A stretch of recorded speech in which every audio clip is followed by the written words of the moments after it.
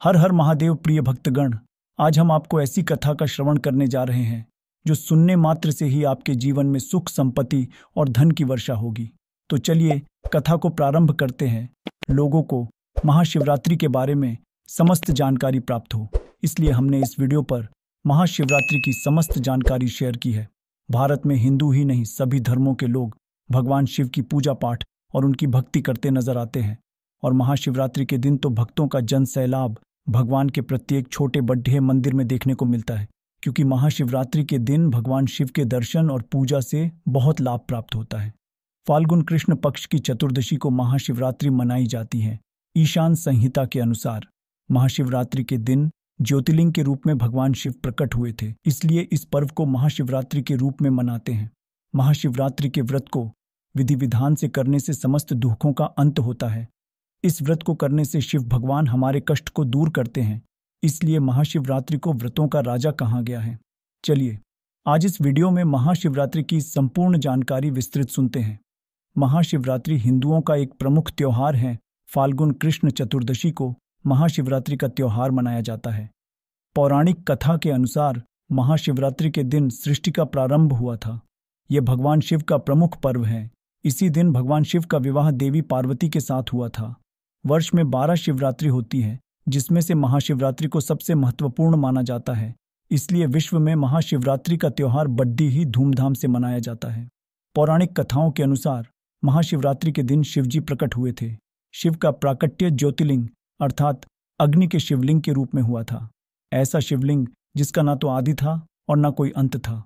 माना जाता है कि शिवलिंग का पता लगाने के लिए ब्रह्मा जी हंस के रूप में शिवलिंग के सबसे ऊपरी भाग को देखने की कोशिश कर रहे थे, लेकिन वो असफल रहे और ब्रह्मा जी शिवलिंग के ऊपरी भाग तक नहीं पहुंच पाए।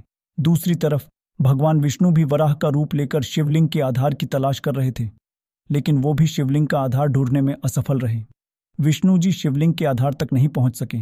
2024 में महाशिवरात्रि कब है? फाल्गुन मास की कृष्ण पक्ष की चतुर्दशी को महाशिवरात्रि का त्योहार बनाया जाता है। 2024 में महाशिवरात्रि का त्योहार 8 मार्च दिन शुक्रवार को मनाया जाएगा। महाशिवरात्रि का महत्व क्या है? महाशिवरात्रि का महत्व इसलिए है क्योंकि महाशिवरात्रि की रात शिव और शक्ति के मिलन की रात है। महाशिवरात्रि के दिन शिव भक्त व्रत रखकर अपने आराध्य का आशीर्वाद प्राप्त करते हैं। शिव मंदिर में जलाभिषेक का कार्यक्रम दिन भर चलता रहता है। माना जाता है कि इस दिन यदि कुमारी कन्या विधि विधान से शिवरात्रि की पूजा व्रत करती हैं तो उनका शीघ्र विवाह हो जाता है, एवं विवाहित महिलाएं अपने सुखद वैवाहिक जीवन के लिए महाशिवरात्रि का व्रत धारण करती हैं एवं विधि विधान से शिवजी की पूजा अर्चना करती हैं। महाशिवरात्रि की कथा। एक बार देवी पार्वती जी ने भगवान शंकर जी से पूछा, ऐसा कौन सा श्रेष्ठ तथा सरल व्रत पूजन है जिससे मृत्युलोक के प्राणी आपकी कृपा सरलता से प्राप्त कर लेते हैं? तब भगवान शिवजी ने उत्तर में पार्वती को शिवरात्रि के व्रत का विधान बताकर यह कथा सुनाई। एक बार चित्रभानु नाम का एक शिकारी था जो पशुओं की हत्या करके अपने कुटुंब का पालन पोषण करता था। वह एक साहूकार का ऋणी था और वह साहूकार का ऋण समय पर न चुका सका, जिससे क्रोधित होकर साहूकार ने शिकारी को शिवमठ में बंदी बना लिया। संयोग से उसी दिन महाशिवरात्रि थी। शिकारी ध्यानमग्न होकर शिव संबंधी धार्मिक बातें सुनता रहा। चतुर्दशी को उसने शिवरात्रि व्रत की कथा भी सुनी।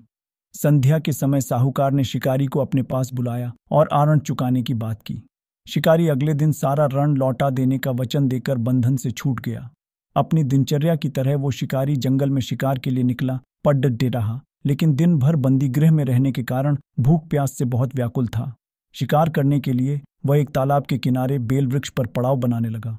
बेल वृक्ष के नीचे शिवलिंग था जो बिल्व पत्रों से ढका हुआ था। शिकारी को उसका पता न चला। बेल वृक्ष का पड़ाव बनाते समय शिकारी ने जो टहनियां तोड़ी वो टहनियां संयोग से शिवलिंग पर गिरी और शिवलिंग के ऊपर बेलपत्री चढ़ गई।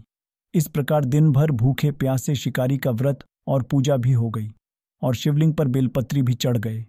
एक पहर रात्रि बीत जाने पर एक गर्भिणी मृगी तालाब पर पानी पीने पहुंची। शिकारी ने धनुष पर तीर चढ़ाकर जैसे ही प्रत्यंचा खींची, मृगी बोली, मैं गर्भिणी हूं, मेरा शीघ्र ही प्रसव होने वाला है। तुम एक साथ 2 जीवों की हत्या करोगे जो ठीक नहीं होगा। मैं बच्चे को जन्म देकर शीघ्र ही तुम्हारे समक्ष प्रस्तुत हो जाऊंगी, तब तुम मुझे मार लेना। शिकारी ने प्रत्यंचा ढीली कर दी और मृगी जंगली झाड़ियों में छुप गई। कुछ देर बाद एक और मृगी उधर से निकली।